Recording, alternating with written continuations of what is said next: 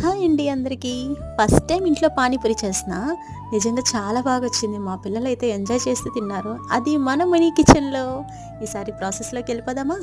Kitchen అంతా శుభ్రంగా organise చేసుకున్నాను. పొయ్యి మంటేసి ఉల్లగడ్డలైతే ఉడకపెట్టుకుంటున్నాను. కొంతమంది వీటిని ఆలుగడ్డలు అంటారు. మా సైడు ఉల్లగడ్డలు అని చెప్తాం. కొంచెం ఉప్పు, పసుపు ఏసి వాటిని ఉడకపెట్టుకొని వాటిపైన తపకలు తీసుకొని బాగా స్మాష్ చేసి పెట్టుకోవాలి. ఉప్పు సరిపోయి ఉంటే ఓకే. సరిపోకపోతే కొంచెం ఉప్పు, కారం వేసి, కొంచెం కొత్తిమీర వేసి రెడీ చేసి పక్కన పెట్టేసుకోవాలి. తర్వాత పుదీనా, కొత్తిమీర, పచ్చిమిర్చి వేసి మిక్సీకేసుకోవాలి. మన పానీ కోసం. పానీకి ఎంత వాటర్ అయితే మనకు కావాలో అంత వాటర్ వేసి, సాల్ట్ వేసి కలిపి పక్కన పెట్టేసుకోండి.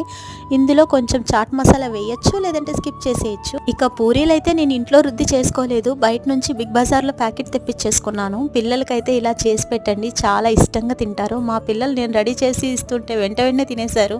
నెక్స్ట్ స్నాక్ ఏం చేద్దామో కామెంట్ చేసేయండి. Bye bye.